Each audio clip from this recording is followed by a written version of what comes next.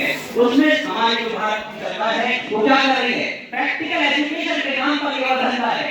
मुझे लगता है कुछ भी नहीं हो रहा है। प्रैक्टिकल एजुकेशन के नाम पर चार बाजी के स्टूडेंट से प्रैक्टिकल एजुकेशन के नाम पर फाइल बनाई जाती है, उन फाइल को देखकर फंड दिया जाता है। क्या इसी को प्रैक्टिकल एजुकेशन कहते हैं?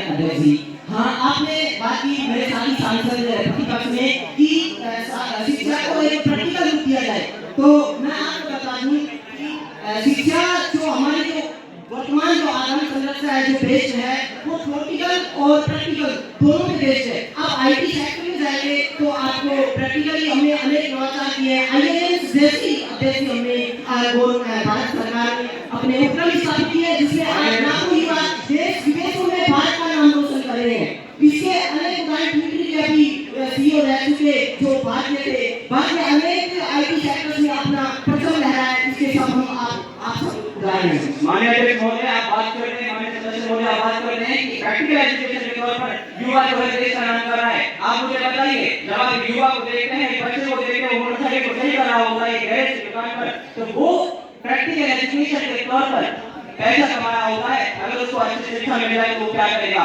मैं देखता हूँ आज के ऐसे इंजीनियर हैं जिनको प्रैक्टिकल एजुकेशन के तौर पर अपने के बावजूद थ्योरेटिकल एजुकेशन होने के बावजूद भी बोली जाए कि मुझसे बेटा कौन सा पार्ट है, वो कौन सा किसान वाला है।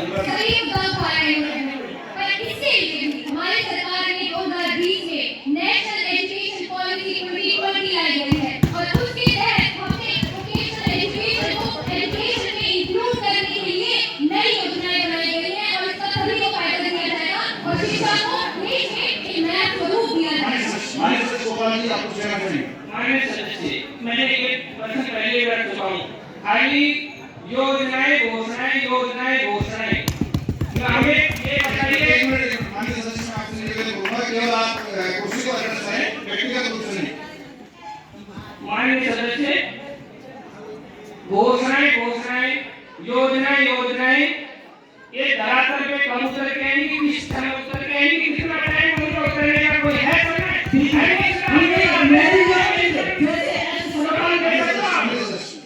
दोगे आप जवाब, कितना समय लगेगा, कितना टाइम लगेगा? हो सकता है इसमें कभी यहाँ पे तो कभी हमारी सरकार ने तो कभी ईडी लगवा देते, ये लगवा देते, क्या करेंगे लगवाने से? एक माननीय सदस्य महोदय, क्या आप ईश्वर जहां काउंटर केस भूल गए जब उसने तत्कालीन मुख्यमंत्री के खिलाफ ईडी ने गलत इंटेलिजेंस में कार्रवाई की थी? आज विकसित भारत 2047 का रक्षा करने का देश चल रहा है, तो क्यों नहीं भारत मोदी का वीडियो है? आज देश को बताना होगा आपको। आज अगर गांव ढाणी का युवा मगर नहीं, माननीय सदस्य आपको सुनना पड़ेगा। आज माननीय सदस्य आपको सुनना पड़ेगा, माननीय सदस्य आपको सुनना पड़ेगा, आपको सुनना पड़ेगा। 2047 तक विकसित भारत बनकर रहेगा, तो आप खुद से सुनो। 2047 तक विकसित भारत बनकर रहेगा और भारत माता पूरे विश्व में विपक्ष के एजेंडे को पूरा देश समझ चुका है। विपक्ष के एजेंडे को पूरा देश समझ चुका है। 2047 तक भारत को विकसित भारत बनने से कोई नहीं रोक सकता और बहुत जल्द 11वीं से 5वीं अर्थव्यवस्था भारत का दुनिया की सबसे बड़ी अर्थव्यवस्था बनना है। बहुत जल्द हमारे प्रधानमंत्री जी के नेतृत्व में देश विश्व की तीसरी सबसे बड़ी अर्थव्यवस्था बनेगा। कल भारत सुन लो।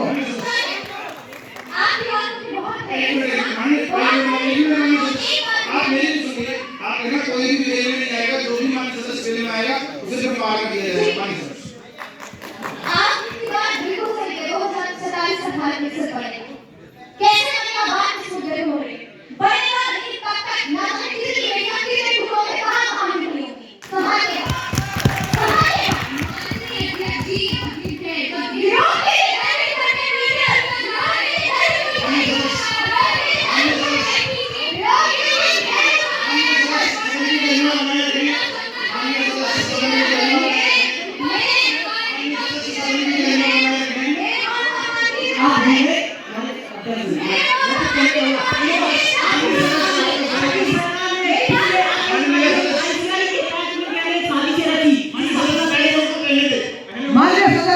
आपको तो शिक्षा पर बोलने नहीं चाहिए। आप अपनी पार्टी की सरकार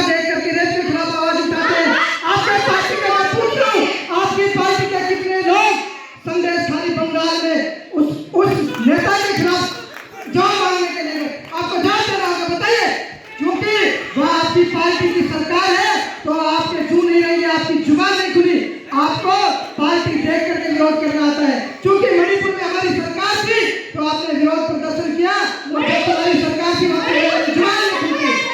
डरती हूँ, मैं सकती हूँ, लेकिन फिर हमारी सरकार है, तुम्हारी सरकार है, तो क्यों नहीं पड़ेगा? मैं समझना चाहता हूँ। मणिपुर में औरतों को नंगा घुमाया गया, किसने सरकार की?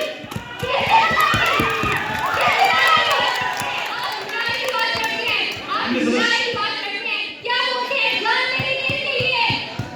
वो बात अलग है कि आजादी नहीं, महिला सम्मान की बात मैं ये पूछता हूँ। माननीय सभापति महोदय, मैं बहुत सरल और सहज शब्दों में जानना चाहता हूँ। वो बात अलग है कि आजादी माननीय सदस्य, मैं ये जानना चाहता हूँ, देश ये जानना चाहता है, सदन ये जानना चाहता है कि अगर मणिपुर की घटना गलत थी तो उस घटना को स्वीकार और सम्मान नहीं दिया जा सकता, ये बात पूरा देश जानता है। लेकिन जब संदेश खाली में बंगाल में हुआ और इतने दिनों बाद वहाँ एक FIR हुई तो उस पर रेप की FIR नहीं हुई, सामान्य धाराओं में गिरफ्तार कर लिया गया। आपकी पार्टी के कितने सांसद, आपकी पार्टी के कितने नेता वहाँ देखने का बताइए।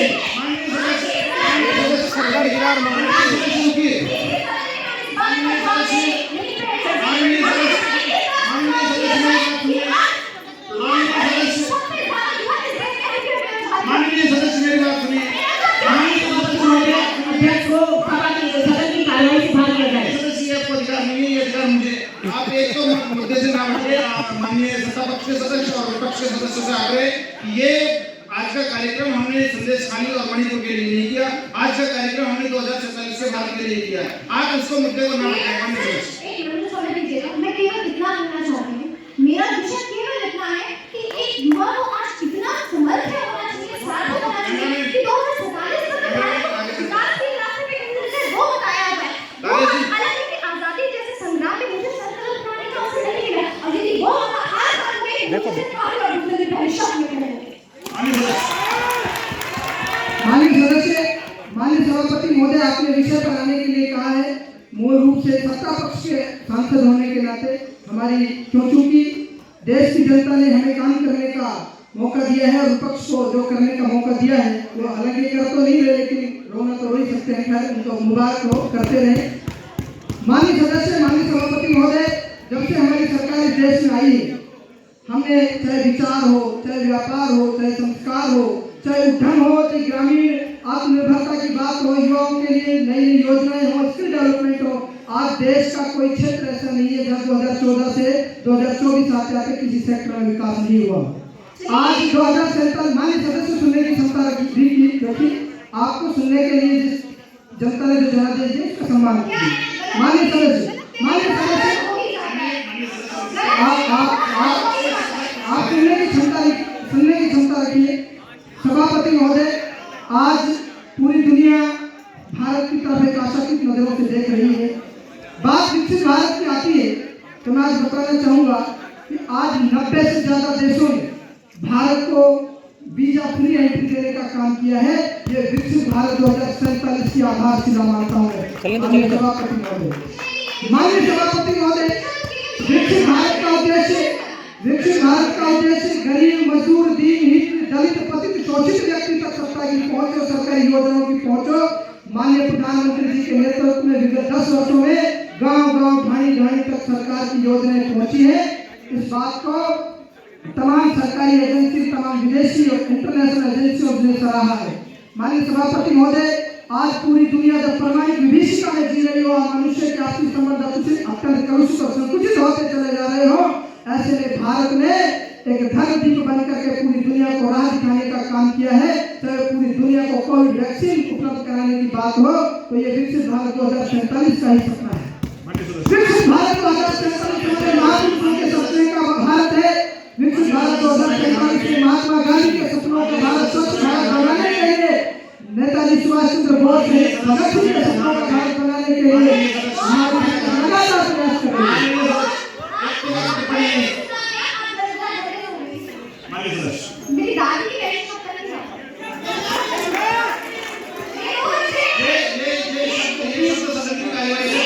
सदन की गरिमा को ध्यान में रखने वाले सभापति महोदय, माननीय सभापति महोदय,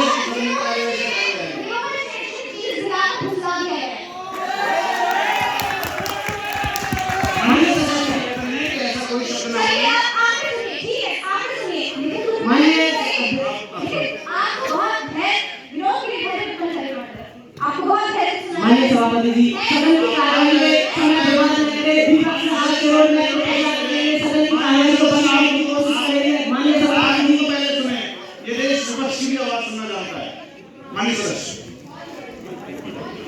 बेरोजगारी का आंकड़ा बताई थी मैंने आपको और अच्छी अच्छी योजनाएं चलाई उन्होंने, लेकिन मैं आपसे पॉलिटिकल एजेंडे की बात नहीं कर रही और ना चाहती पॉलिटिकल एजेंडा हमारा तो है ही, हमारा तो केवल ये 2047 का भारत से बनेगा कि नहीं बनेगा, और यदि बनेगा तो किस प्रकार बनेगा? बनेगा 2047 तक विकसित भारत बनेगा और बनकर रहेगा। ये हमारे देश के युवाओं ने ठान लिया है, गरीब मजदूर ने, देश के अफसरों ने, देश के उद्योगपतियों ने, देश के एक नागरिक ने ठान लिया है 2047 तक विकसित भारत बनेगा और बनकर रहेगा।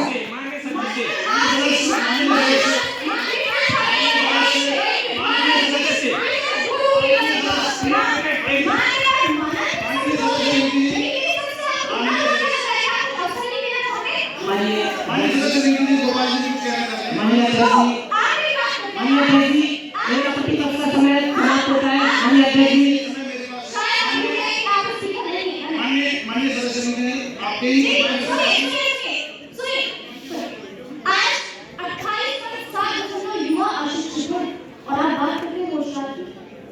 आज रोजगार के साथ मजदूर हैं, रोजगार बात करते हैं।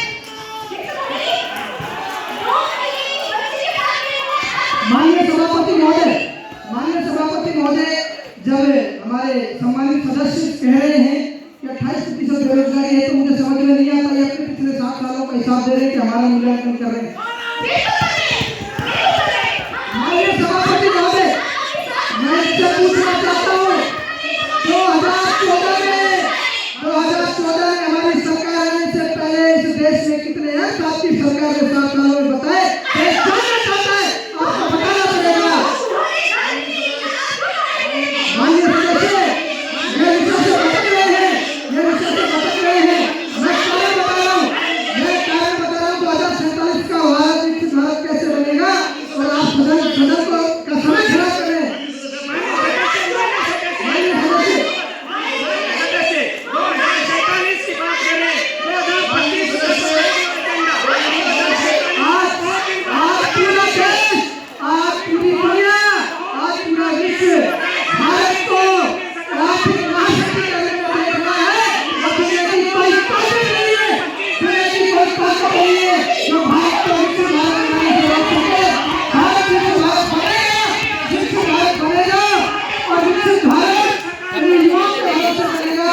विकसित भारत 141 करोड़ देशवासी मिलकर विकसित भारत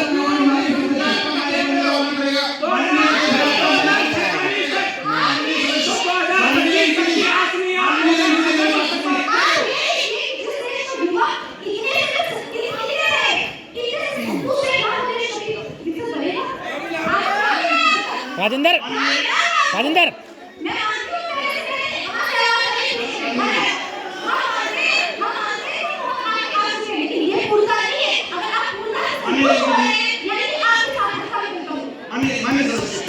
माननीय सदस्य, मैं कहना चाहता हूँ ये देश का संकट है। यहाँ आपको पूरी दुनिया दे देगी, पूरा देश देगा।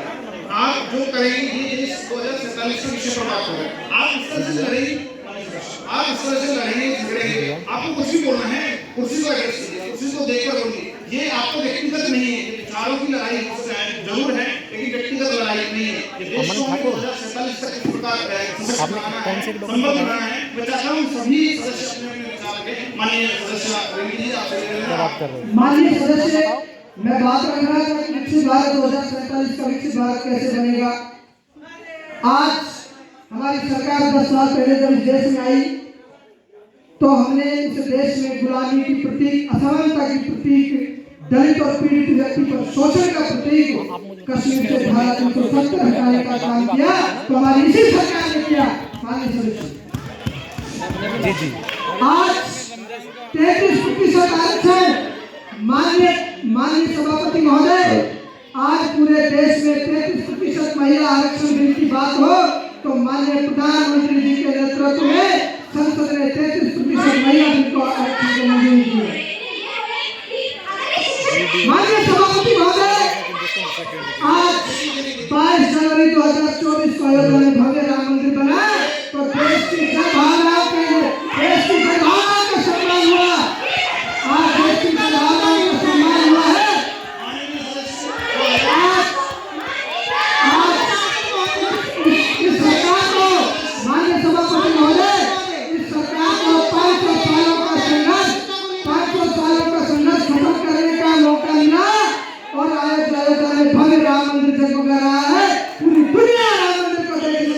रही है। आने वाले समय में 2047 में माननीय सदस्य चुने के आदेश डाल दीजिए। 2047 में राम मंदिर पूरी दुनिया के लिए नजदीक का विकास का काम करेगा।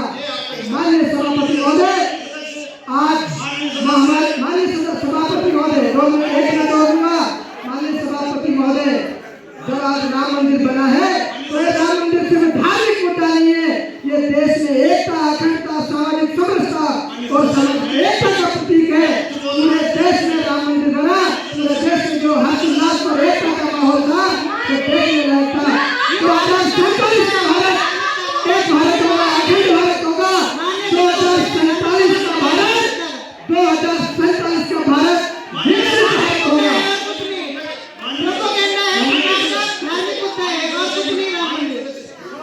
राम मंदिर एक धार्मिक आस्था और आस्था का केंद्र का विषय है। निश्चित रूप से इस देश ने राम मंदिर को बनाया है। इस देश में करोड़ों करोड़ों राम भक्तों ने इस देश में राम मंदिर के निर्माण में अपना मार्ग प्रशस्त किया है। निश्चित रूप से हम सभी उसका आभार व्यक्त करते हैं और प्रणाम करते हैं। किंतु इस समय देश 2047 से मुद्दे में क्या होना चाहिए? बेरोजगारी होना चाहिए। माननीय सभापति महोदय, क्या कोई विरोध नहीं कर रहे हैं, हमको मुद्दे की बात करें। 2047 में विकसित भारत कैसे बनेगा वो बना। माननीय सभापति महोदय,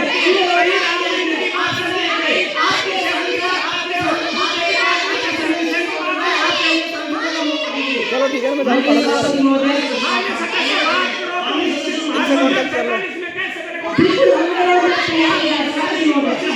अरे बाबा आप कौन सी चीज़ की बात करना चाहते हैं?